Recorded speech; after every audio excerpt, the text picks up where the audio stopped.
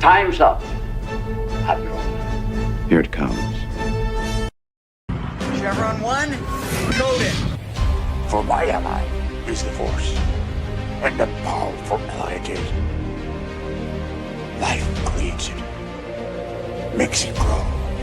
You failed, Your Highness. I am a Jedi, like my father before me.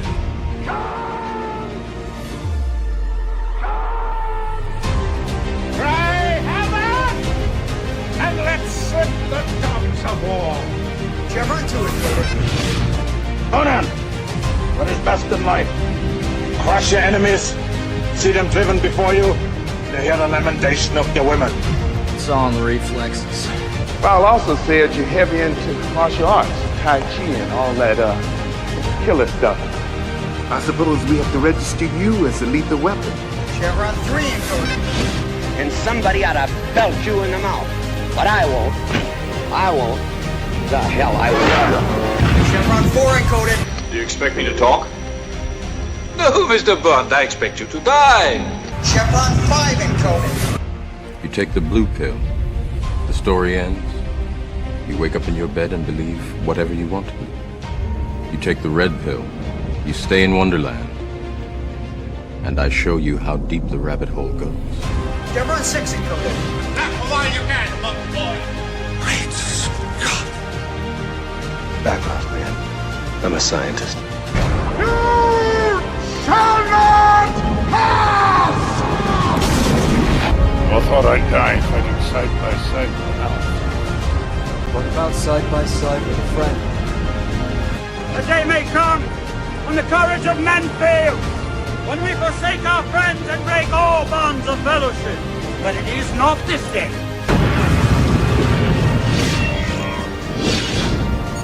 Chevron 7 is locked.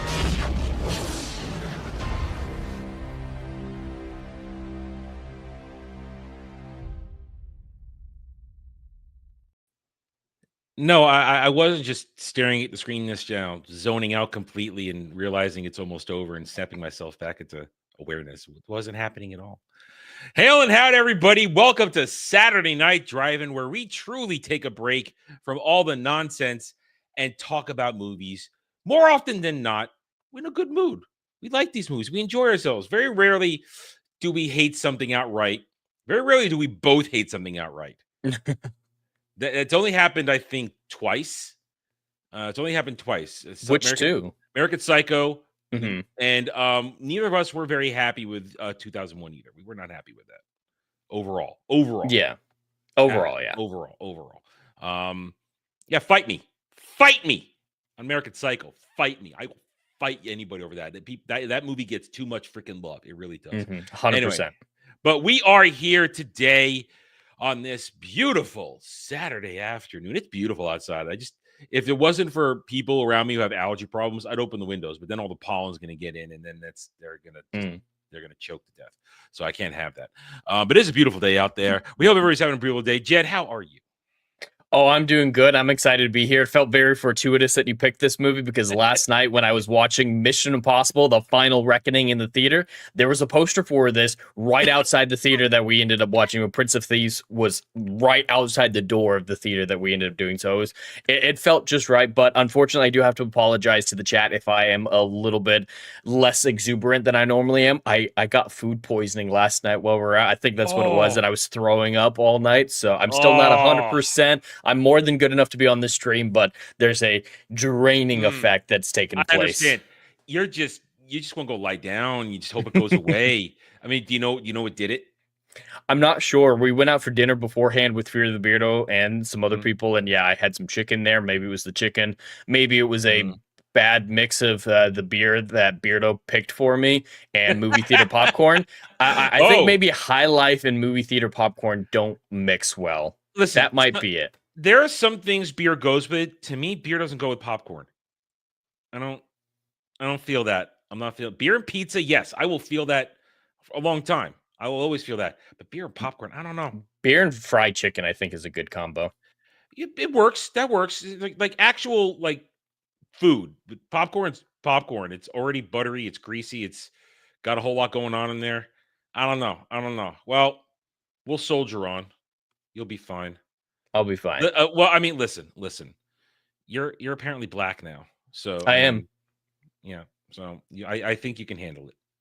Is that something? Is that don't a know. stereotype I'm unaware of? I don't know. I was planning on using that tomorrow, but I just felt, I'm gonna run with it today. We'll try that out. We'll try out another one tomorrow. Black don't crack and got stomachs of iron.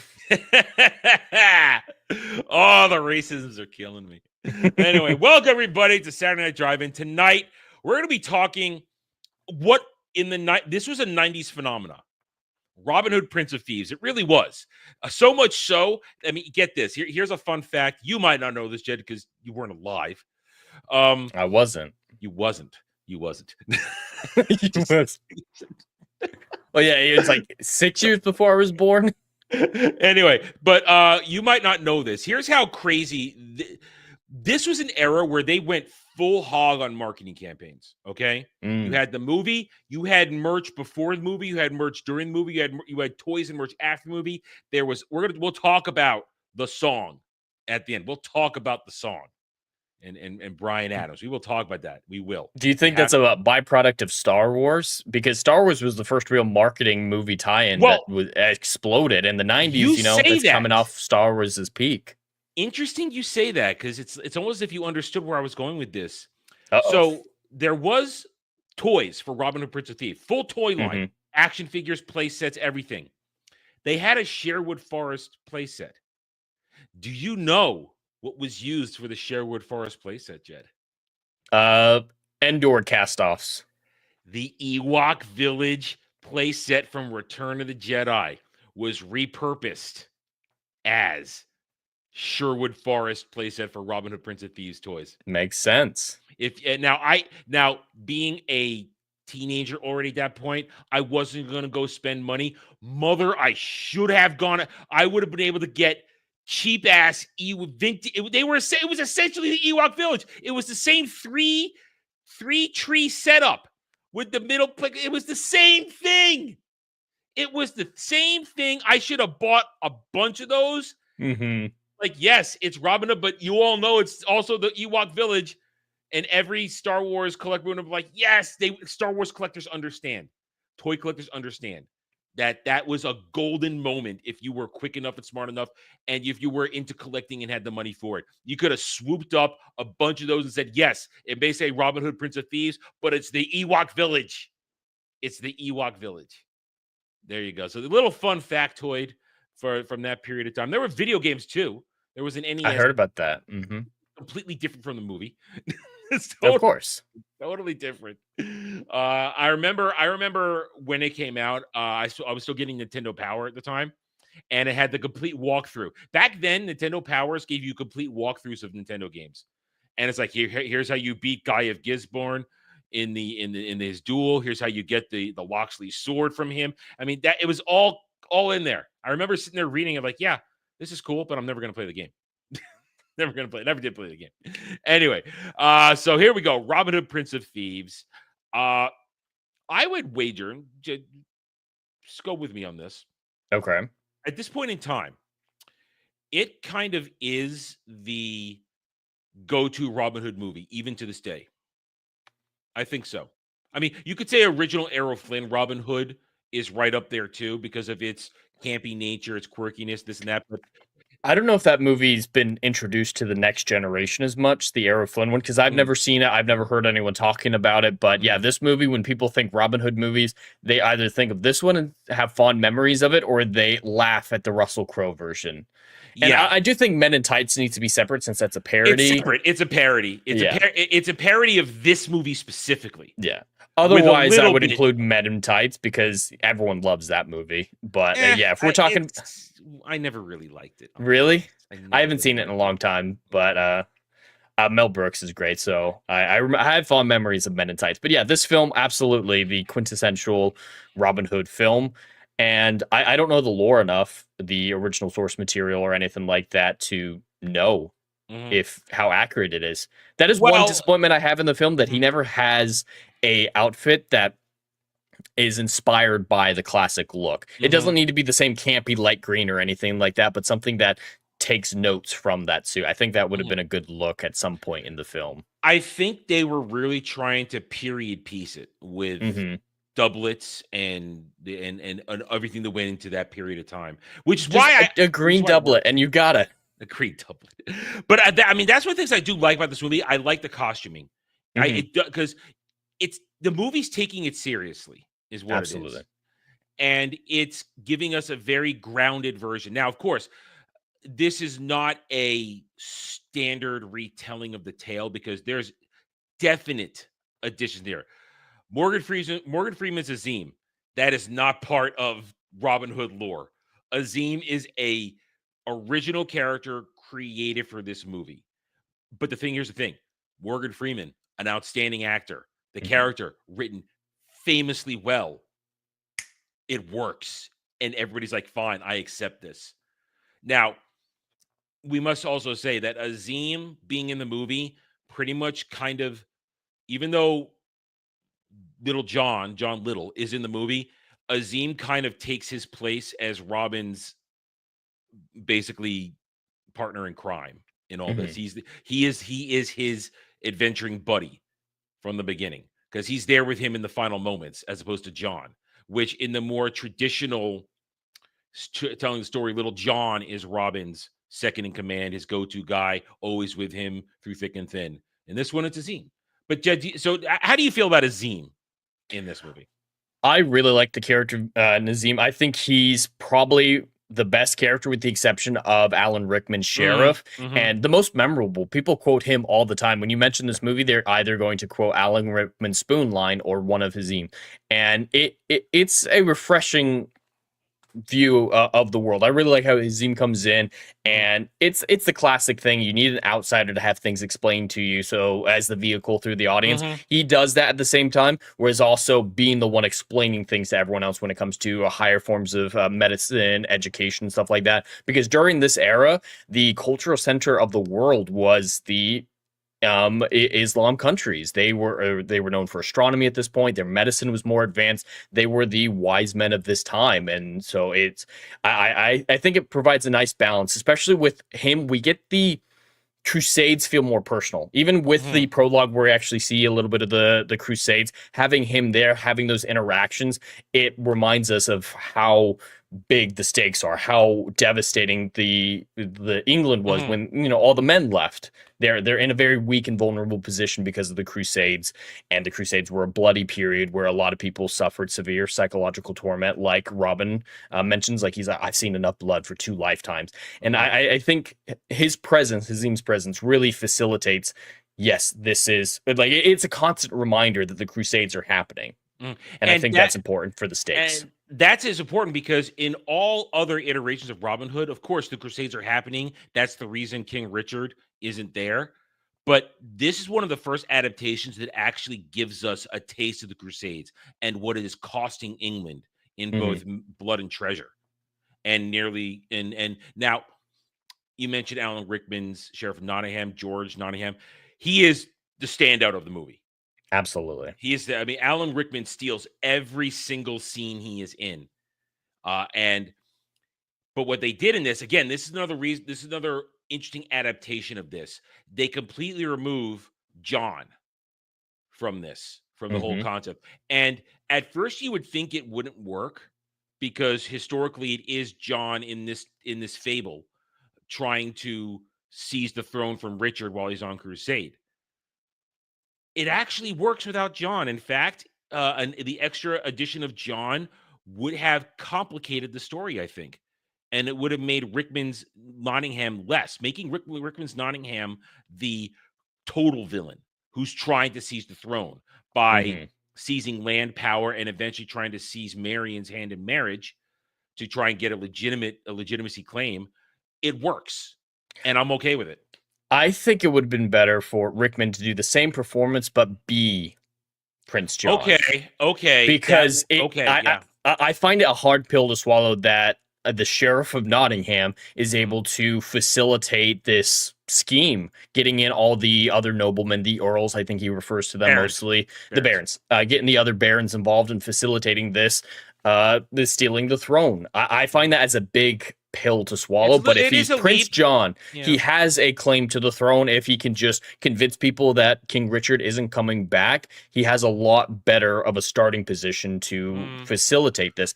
And we don't need to change his performance in any way, shape, or form. And maybe just have his cousin be the sheriff of Nottingham, because his cousin's already in the movie, filling in a similar role to an actual sheriff in the story.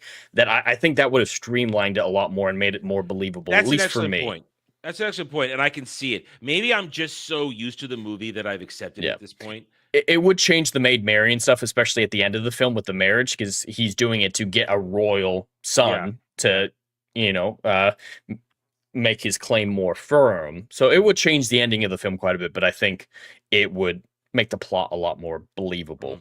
Because that's what my biggest problems with the movies is it's very paint by the numbers. It is very much what you'd expect. It's cliche and it's thin. It's very, very thin. It's a hell of a lot of fun, but it's not as deep as it could be. The Robin Hood story isn't a deep story. I mean, no, not necessarily. But there are simple things that I think could flush it out a lot more and make it a lot more airtight. What carries the movie are the character interactions and the character relationships. And of course, 100%. the romance aspect, Robin and Marian. That's what carries the movie. Now, I want to ask you this real quick while we still talk about Nottingham. Which version did you watch for today? Because there are two versions out there. There's the theatrical and the extended cut. It's not the extended cut. I watched the theatrical because, I think I have seen the extended version before where it has mainly more scenes with Nottingham and the witch. And I remember specifically thinking, hey, there's another witch scene here or something like that. And I don't remember if those scenes were good or not. I just know that they're absent. They're not. Here's the thing. Here's one of those rare instances where the theatrical cut is better than the director's cut. Because there are a couple extra scenes with Robin and the Merry Men and a couple of Nottingham extra scenes that are good. But the ones that have more to do with Mortiana the witch, it ruins a part of the movie. Now I'm going to say this because they both exist. So I own the extended cut.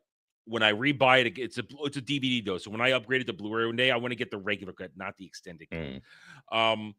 Because what it does is in this one, in the extended cut, it reveals that Mortiana obviously was shunned because of her look. She's a hard creature. She's of low-born nature. And when she was younger with child, she gave birth and swapped out a baby with George and put him in the crib instead so that her child would be raised in noble circles and have a chance to now be put on the throne. And she reveals this to him in the end. It also is revealed that all her witchery is just her spying through hidey holes and knowing when to call him down to do a reading. That introduction into the movie takes away a fascinating part of the movie. I like it that she's ambiguously a witch. Does she have powers? Does she not? I like that aspect. Even though it's not a fantasy movie, it lends something to it. And it also having her and Azine dancing around each other because he's shocked when he hears about a witch. Like, a witch? A witch? Yeah. And she's like, the painted man haunts my dreams. Having them dancing around each other and then finally meeting at the end where she stabs him in the leg and then he kicks her away and then when he busts down the door and throws the scimitar across this thing to stab her. That's outstanding. The whole movie, they interact and it's just this bloody confrontation at the end. But to learn that she's not actually a witch, she's just an old woman who spied and crept in, it takes something away from the theatrical version. That's why I will say I prefer the theatrical version. I mean, there are a couple good scenes where before they attack Sherwood Forest at the end of the second act, and he's trying to get the barons to get into that. There's a whole scene where he's coaxing them and he brings in the Celt, and the Celt takes a burned piece of wood from the fire and just drives it into his own hand to show how brutal he is. It to me, that scene is a good scene. And there's a couple other ones, but there's an inconsistency too. At one point during the extended scenes where before he knows that she's not a witch, she is goading him to do something horrible and saying, the scribe is telling lies about you. Go cut out his tongue. So with the extended scenes added in, there's a period of time where the scribe doesn't have his tongue and he's writing on a chalkboard. But then at the end of the movie, which is still He in tells there, him go up the stairs. up the and at the end- stairs, and without the he doesn't sound like he doesn't have his tongue. So there's inconsistencies when you Right. put in the extended scenes, and that's why the extended version is not as good. No, that makes a lot of sense. Those additions don't sound like they are adding anything of value and actually hurting the film, because I like historical mysticism. It was essential to the history of the time, is that people really believed in witches, really believed in gods and demons and all this stuff.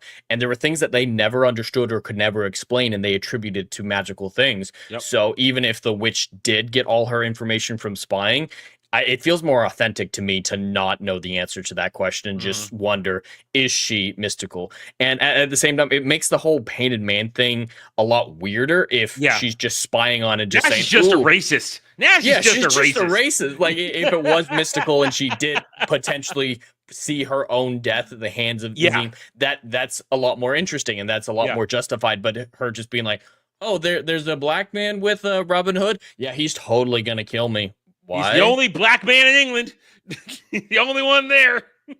It's just weird with that addition. And you mentioned an additional scene with the Celts. I'm not a fan of how the Celts are portrayed because, yes, the English see the Celts in the way that they're depicted in the movie, but the Celts were a lot more complicated.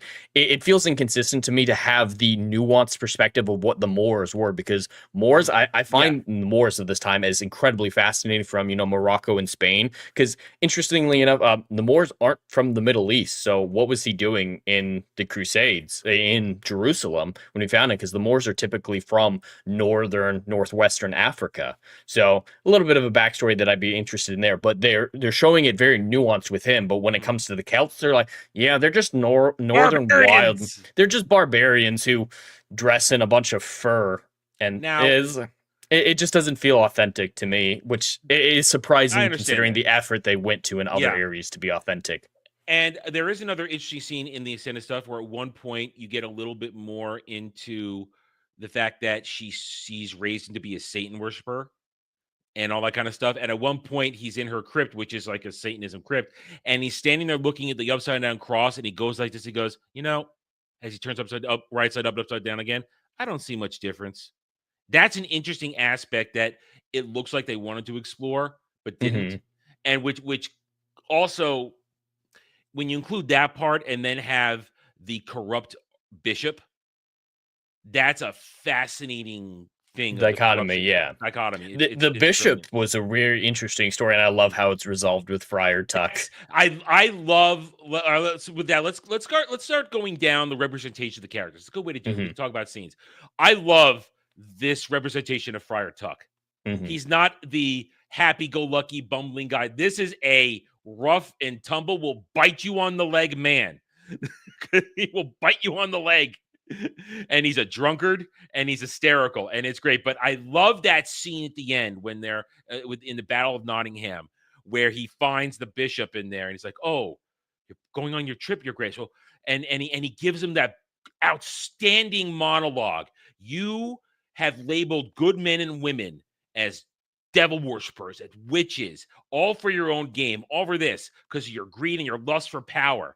And he's like, "Oh, but you wouldn't hurt a fellow brother of the cloth, would you?" "Oh, of course not. Here, I'll help you pack.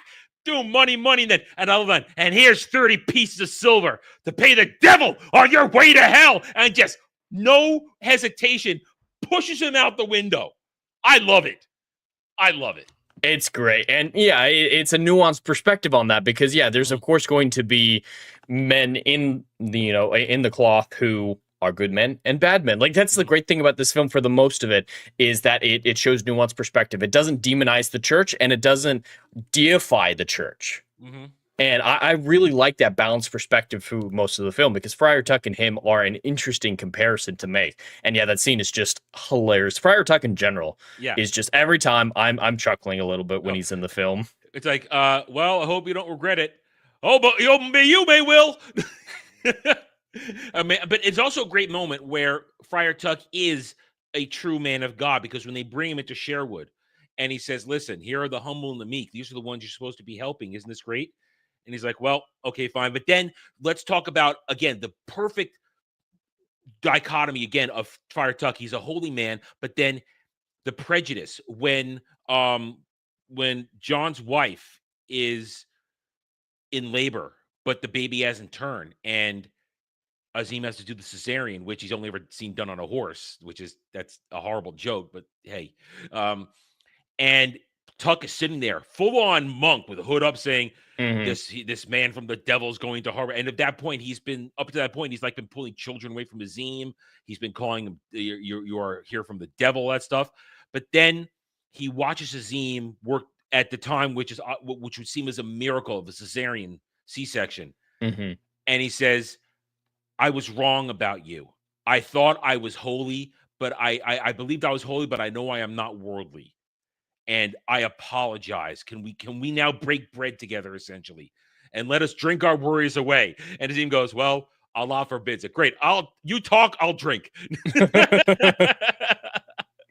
But that's where the movie can on a moment flip on a dime and just be super serious about something right there. And it's not cheesy. It's thoughtful and well played out, and showing a moment where the two different religions, the two different cultures, both can be humbled and come to each other. Because Azim is highly critical of everything up all the time too.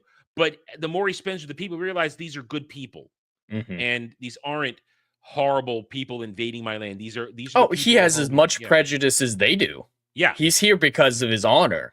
And that's the only reason at first. But yeah, he 100% comes to realize that maybe he was wrong as much as anybody else. And yeah, it's a great arc between him and Christian. I like that he calls him Christian throughout the film, Robin Hood. But yeah, they both evolve. And Robin is the only one who was never prejudiced against his aim. Yeah. Well, right off the bat, he's like, I don't care where you were born or who you worship. No man deserves to die in there. Because he's seen all that horror. And it culminates with Azim's speech at the beginning of the Battle of Nottingham, where he goes, look at me, I am Azim. And he gives his full name. I'm not even trying to say his full name. I am Azim, da-da-da-da-da-da. I am not like one of you, but I fight with Robin Hood against this man who's oppressing you. It's a fantastic speech. And that's right there. That's where we've come the full circle of all the perceived prejudices. And now it's like, here it is. We are all people being oppressed by a tyrant. Let us come all together. men are equal in the fight against taxation. That's true. But they come together, and that is this. I call this movie, or at least I was thinking about it, I call this movie the movie of setups and payoffs. There are so many little setups and payoffs throughout this whole movie.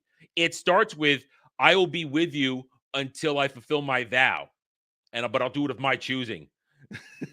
And then at the end, busts down the door, saves from which I have fulfilled my vow to you. There it is.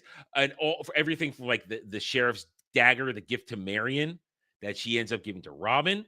Robin, take a bath, you stink. Everything. I could go on and on, but there's so many. And it trusts the audience to connect those dots. There's very few times when the payoff happens where the movie stops and it's like, hey, it's like you said, even the bath scene. He doesn't say, I took a lady's advice and took a bath because I was stinky. He just said, I took a lady's advice. Yeah. Or it's that simple. And my favorite thing is when Nottingham at the end of the duel, when he pulls the dagger and stabs him, Nottingham has enough time to turn. He takes the dagger and he turns to Mary and he's holding the dagger. It's like, I gave this to you. And he essentially ended up killing himself. Because without that dagger, Robin, if Marion hadn't given the dagger to Marion in an attempt to woo her, then she gives it to Robin as money for the cause. And then Robin takes it and keeps it as his memento of her giving to him and had it on him during the fight. If he didn't have that, he would lose because Nottingham had to take a moment to gloat. It's beautiful. It's symmetry. all set up well, and like those scenes disconnected, you don't really think that much about it. It's like, oh yeah, of course Robin wants to hold on to something that his girlfriend or his crush gave him or whatever. Yeah, of course he wants to do that. And then once you see it all together, it's woven together very well. Yeah. We talk about him. Kevin Costner's Robin Hood has received many criticisms over the decades because Costner, for like half a second, tried an English accent when they returned to England and then abandoned it. Now, clearly, they probably shot those scenes out of order like movies are shot. And they said, you know what, Kevin? Let's not do the English accent. Just don't. Just talk it. I think people will forgive you in the end. And over time, people have forgiven the lack of English accent. Everybody else is attempting it. He just doesn't. And once again, this may be a result of my having been watching this movie over and over and over again for so many years. I'm not bothered by it.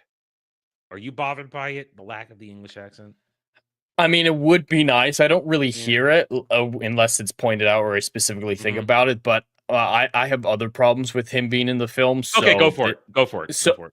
in general, I found Kevin Costner to be a very one-note actor and quite boring. So I'm not a huge Kevin Costner fan. There's very few roles that I like him in. A Man of Steel is one of them, but that's more because of the writing than because of him.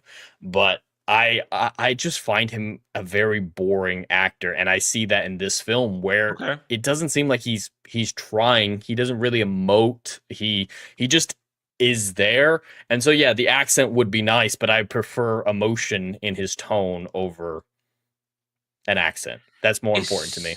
I think he's the weakest performance in the film, honestly. Like even the side characters, all the side characters are great. Little John, only a few scenes, like you said, Hazim takes a lot of his character work, but Little John is one of my favorite moments in the movie, and I'll get to that in a minute. But even the kid, Will Scarlet, everyone, I think Christian that made Slater is great.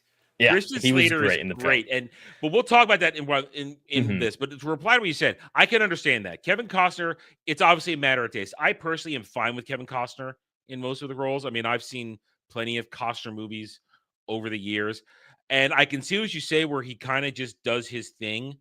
But to me, there's a certain level of charm he's able to give off as Robin, Robin matures throughout the movie.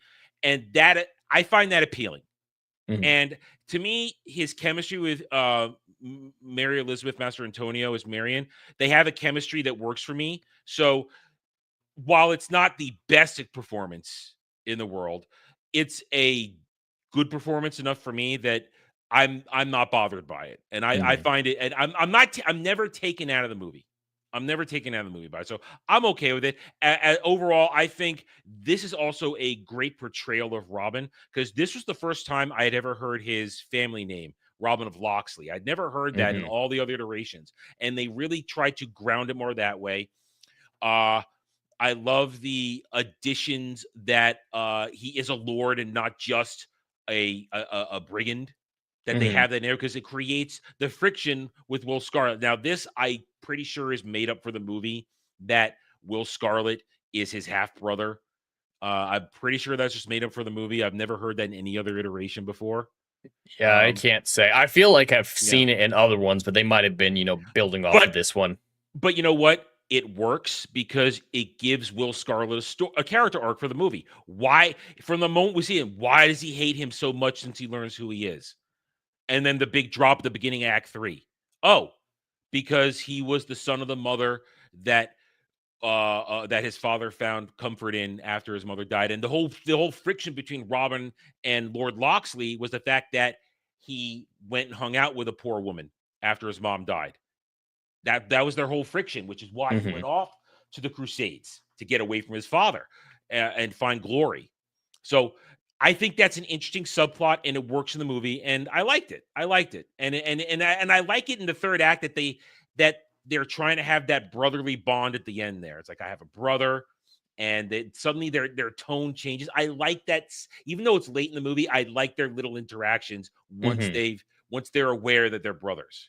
I like it. It feels good because it's just fun because it shows you during the Battle of Nottingham, Robin goes that extra distance to make sure Will doesn't die in a couple of scenes. Like, oh shit, I'm gonna and it shows off the iconic thing because it's on the original poster. You saw it, the fiery arrow shot that kills the accuser. That was the shot, that poster, and that's one of the rare times that a poster literally reflected a key moment from the movie. That wasn't a thing. I think that should be done more often because I'm sick of all the main characters floating heads on the poster for no reason. You mean like old Star Wars posters? That one I find is better because they at least had the artwork of, like Luke holding up the lightsaber. No, it works there, but everything copied Star Wars in that fashion. Star Wars did it first. Star Wars and Indiana Jones did it first, and ever since then, everybody's copied that format. And you're right, it is tired. It is tiring. It's very tight. It's fine occasionally, but yeah, I want to mix it up. And Marvel movies can't do anything other than that's all they got. Just now. the floating heads. That's all they got. That's all they got. But I find Will Scarlet to be one of the best written characters in the movie because I think Alan Rickman and Nazim, is it Hasim or Nazim? Azim. Azeem. Azim. Okay, Azim. I think both of those characters are mainly so great because of the performances, the writing. There's not necessarily an arc with either of them. There's not complexity to the character. It's just the performances that make them so iconic. Will has a character arc. He has a backstory. The way he interacts with people evolves. I think he's the best written character in the movie. Maid Marian I find a little boring, honestly, but she doesn't have much to do. She doesn't have much to do, but the other side characters and most of the characters are there because of the performances. That's why they're memorable. But yeah, I think Will Scarlet's the only one with a character arc, let alone a writing level. But yeah, I think he's the best written. And I always chuckle when he says, "Fuck, I can't believe you cleared it." Fuck me, he cleared it. I love that line. I love that whole. That is one there are several moments in this movie that I love. And that little couple second moment is great when they're trying to get over the wall and the fighting and Robin he says, "Will!" And suddenly it cuts to it's like all the boys are there. They're all pushing that catapult place. There's something about that little teamwork moment that just sings to me. And then they're getting up on there. And here's again, payoff. We will go back being a movie when Robin is pressing Azim for his backstory. Why did you leave? Why were you in jail? Was it for a woman? And he says the speech, "In my country, there are women so beautiful, you would die for them." And they get up on the catapult and says, "Is she worth dying for?" "Yeah." And they're like, "Will, do it." Boom. And they fly over. And then I hate the haystack, though. It's too easy. I love it because they didn't know it was there. It's a slight little comic relief thing that I appreciate, though. It's like it would have been kind of funny if they just like splattered on the ground and the credits rolled. I think it would have been better if they'd cleared enough that they like grabbed onto the wall or something at the peak of the fall, so that they didn't have to deal with gravity. I knew you were going to say that. I knew. I saw it I was watching yesterday. I said, "Jed's going to say the hay in the card's a coincidence." He's going to say it, and there it was. You never disappoint me. It is. It's a coincidence. That's just bad strategy. They're intelligent characters, and they're like, and all of them without talking to each other, like, let's hope there's hay on the other side. Anyway, but that great setup and payoff about their romance relationship. But, another in that period thing, Little John, not a very nuanced iteration of Little John. He's just there, and now, of course, he has again one of the most iconic scenes of the movie, the staff fight, boat fight on the river. That is an outstanding scene. The choreography is great. The music is great. It's a fantastic scene. But after that, he's just along for the ride. He's happy. He's just like happy to be in charge, help out, and you get his family is what his character arc is in a sense. But he has one of my favorite moments in the movie during the execution attempt, where everything's going crazy and Wolf is hanging and they're all hanging there. And in just an awesome moment of pure manly brute strength, he just charges that execution post and just shoulders that thing down. I love that moment. It's a badass moment for a man to save his son and save his friends. I love it. I love that moment every time. It's a great moment. He's just like, and he just rams it. It's like that pure brute force. When in doubt, use brute force. When in doubt.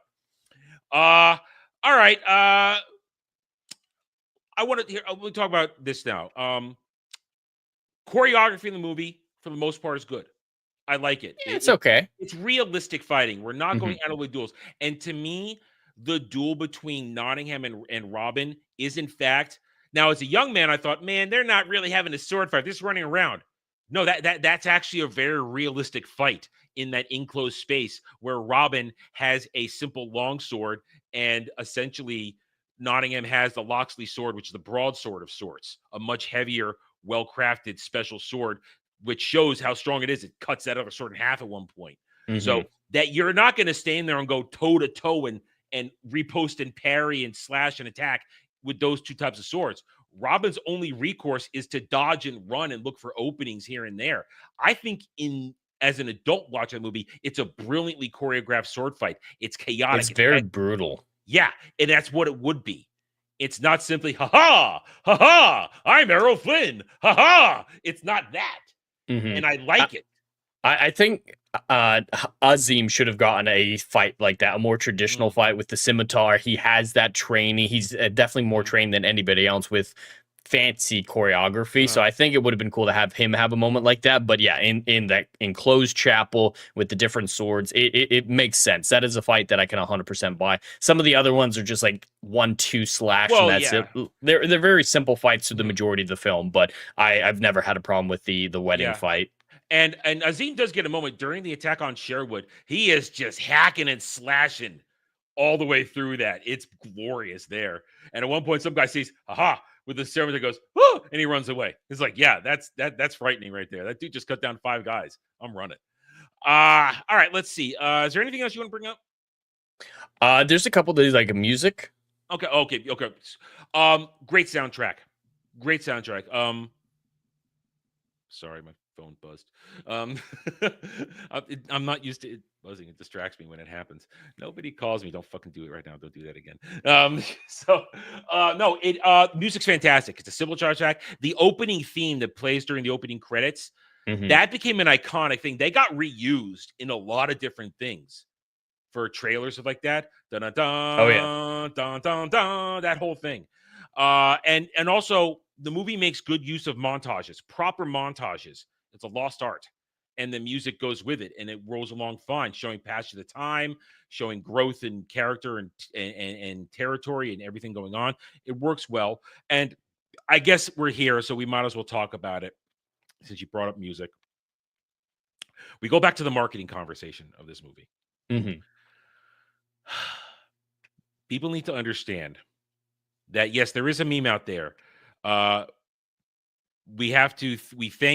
We blame Robin Hood, Prince of Thieves, I said Prince of Memes, Prince of Thieves, for the Bryan Adams era. We blame it. Yes and no. I mean, yes, Everything I Do was such a mega key to the marketing, because this is back in the day where they had music videos tied to movies. And they had him and they had clips from the movie tied into it. It was huge. Every dude wanted to be dancing with a girl to this movie during this time. If you were at a dance or anything, you wanted to be the man holding the woman thing. Everything I do it for you. Every dude wanted to do that, because it was just like, man, it's high, it's testosterone romance, because it's showing you're a hero and you're going to die for her, man. And it was a huge, massive hit. And it was deeply tied to the movie. And if you weren't there, you don't understand how huge it was. And it did usher in a brief era of Bryan Adams. And then he quickly faded after the next song that was an earwig song, that road song. I suddenly forget what it's called. Life is a Highway. Life is a highway. I want to ride it all night long. Yeah, then after that, he was done. It was done after that one. But Everything I Do, that thing has cultural relevance. It's in the zeitgeist and is intrinsically attached to part of the marketing success of this movie. So it's a thing. It was real, and it's a semi power ballad too, because he gets some heavy guitar riffs in there at some point. It's not hair band, but it's like borderline hair band power ballad. It's right in there. It was glorious. I love it to this day, and I am not ashamed to say that. Call me gay. I don't care. So you want to say anything on the music? I can't speak to any of that Okay. Bryan Adams stuff. I have no idea. I was It's not culture. alive, It's so culture. but Yeah. it feels like the movie has one great theme, and that theme is fantastic, and they do use it a lot, but it always feels right to me. Like that's an epic song, and I think it elevates the film, because it is a grounded film. Like you said, they really wanted to ground it in realism with the doublets and everything like that, but the film gives it that epic flair to it. This is mythology almost. Like, it makes it larger than life, I think. And so it strikes that balance between purely realistic, like the King Arthur movie from 2005 tried to be, and the more tradition Robin Hood stories that just go all the way with the camp and the historical inaccuracies. Like I think the music makes it hit that balance right. Raises the bar. It raises the bar, and it gets both styles in there in good ways, I think. Now, there's one last thing I must talk about because it is the final moment of the movie. The cameo. The cameo. I forgot about it, honestly, until I heard his voice. Okay, I'm in the theater. Opening weekend. And this is the 90s, so there's no spoilers running around there. So if you were like a couple days into the weekend, if you didn't see it on Friday and you went on the Saturday, Sunday, you didn't know. So you're in there. Final part of the movie. They're getting married. If anybody has any reason not to allow this marriage, speak up now or forever hold your peace. Hold. And if you are me and you know that Scottish brogue, I would, oh shit. And then it turns around, Richard, and it's Sean Connery. The theater cheered. We all went, yeah! Everybody cheered. Nobody was expecting Sean Connery to show up as King Richard. It's perfect casting. Oh, it was glorious. It was glorious. And that just sealed the deal. Oh, this movie is perfect. And of course, now, if you know that Sean Connery and Kevin Costner starred in The Untouchables together. So you had a little Untouchables reunion there. So when they're kind of talking there, it's like, yeah, okay, Untouchables. Yeah, okay, this is good. They were in a movie together. Haha. But it's Sean Connery, man. And that just seals the deal. It's like, oh, this is epic. It's great. And that's the perfect look right there. The coif, the chain coif, the crown, circlet, the armor. It made King Arthur or King Richard's look. Yeah. That's the iconic look. Everyone tries to imitate that now. Yeah. So that was a cultural moment. In my theater, we all cheered. Everybody cheered. It was like, yeah, Sean Connery, yeah. It's a 2-minute cameo, and it just makes the movie better. Sean Connery is King Richard. Fantastic. Now, of course, he makes every movie better. Oh, yeah. Now, of course, in the parody Men in Tights, they brought in Patrick Stewart to be King Richard. And he hammed it up. He totally hammed it up, was like making out with Marion, like did all kinds of stuff. That made it funny. But still, for the serious nature of the movie, it was great and it was perfect. And you couldn't top it. You could not top it. And it was a great way to end a movie. Dun dun dun dun dun dun dun dun dun dun dun dun. And it's just it. And here's why this movie works overall. It's a tale of heroism, good and evil, love, romance, a man fighting for a woman, a man fighting for his country, a man fighting to protect his country from a tyrant. It's the classic themes. I mean, Jed, we talk about this all the time. Political versus political theming. There's political theming all over this movie, political theming of the times. Oh, absolutely. But it works because it's the theming. Tyrant totalitarian behavior crushing the little folk and the little folk fighting back against tyranny behind a hero. A hero. People love a hero. And Robin Hood is simply, like we said earlier, it's not a complicated tale. It's a tale of a hero. And it just works when done correctly like this.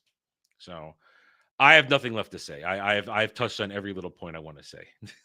I have two little things that I want to talk about. There's a scene at the beginning of the film that I love. I absolutely love it. It's one of my favorite moments in the film, but a lot of other people find it cheesy and weird and like they're not fans of it. And I want to get your opinions on it. Go. When Robin first gets back to England, the music swells and he collapses to his knees and buries his face in the sand of England.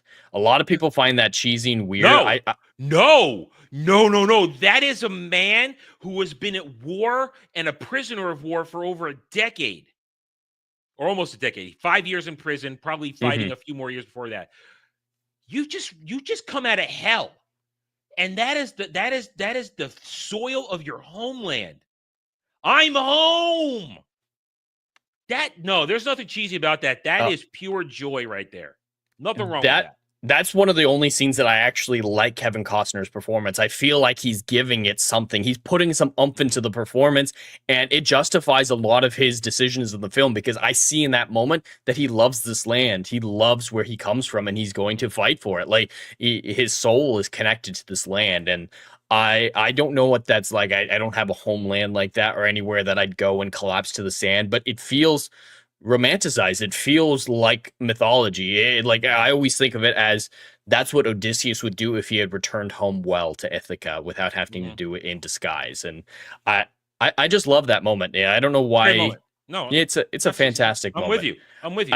I wanted to see what you think because I've heard a lot of competing things about that with that moment. All right. The other thing I want to talk about real quick is I think it's an extension of my problems with Kevin Costner, but with it trying to be grounded, of course, they got, him to perform a little bit more mellow. He's not Robin Hood and the Merry Men, with the exception of that montage, the training montage and the, starting up the brigandry and outlaw in the woods that they do. He just starts randomly giggling during that montage when he's attacking the sheriff's men at different points, and it just feels jarring to me. I don't know if you ever felt that way. Like No. he just in that montage, he's suddenly a little boisterous, and he's sitting on the tree like, oh, we'll take that from you, thank you. I'm okay. No, it doesn't bother me.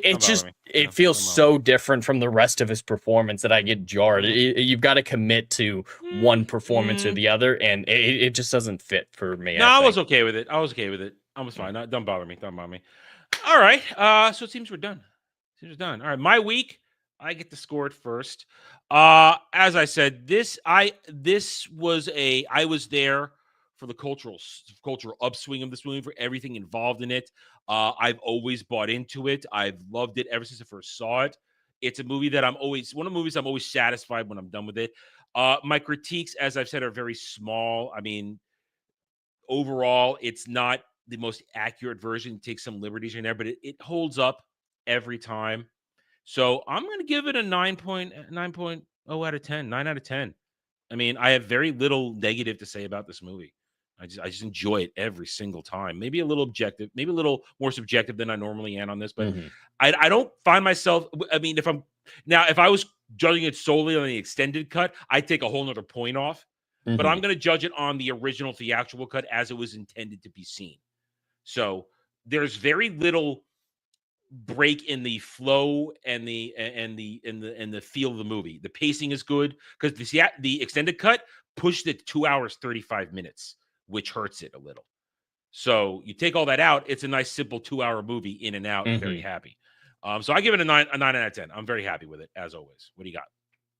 Well, I think my score is going to be quite different than yours because I always enjoy watching this film, but I don't think it's particularly great, or I think it's good. It is a fair movie with some great performance. Alan Rickman alone gives a whole point to this film in my ranking, but there's some inconsistency. It's paint by the numbers, very bland plot-wise, not a whole lot of character work going on for anybody. The setup and payoff is the best part of the writing, and that part is fantastic, all the setup and payoff, but outside of that, the writing just isn't there, in my opinion. So I have to give this a much lower 7 out of 10. That's not bad. I thought for a second you were like 5 or 6, but no. It's a good movie. Yeah. But I love it. It's okay. Fine. Now, I must apologize to everybody, only on my part because I chose poorly. Due to a certain retard, we don't have your list to vote on for chat choice yet for this quarter. So I have to press a certain retard to give me the rest of the movies for the list. So we're going to delay that a week. I'll get it to you guys at some point this week so you can vote on it, and we'll let you know next weekend. So that means Jed gets to choose for next weekend. Jed, where are we going next week? Well, I feel like it's been a little bit since we went into the sci-fi genre, and there's no better franchise to do that in than Star Trek. I don't know if this is going to be a controversial choice because we've already done the best one, Wrath of Khan. We're going to do it again, I think. We have to, but we have to. Yeah, we have to. And we are skipping a Star Trek movie to go straight to this one. I don't know how people are going to feel about that, but I think we're going to watch the best next generation Star Trek film, First Contact. Assimilate this. Assimilate this. I love First Contact. Some people poop on it saying, oh, it abandoned the feels and the proper decorum of Next Generation. You know what? It's an awesome movie. It's great. It's fun. Great. It's great.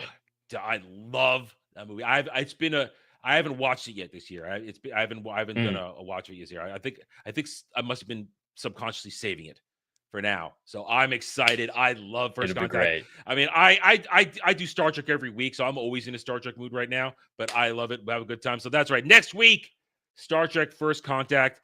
Arguably, yes, the best Next Generation movie because nobody wants to.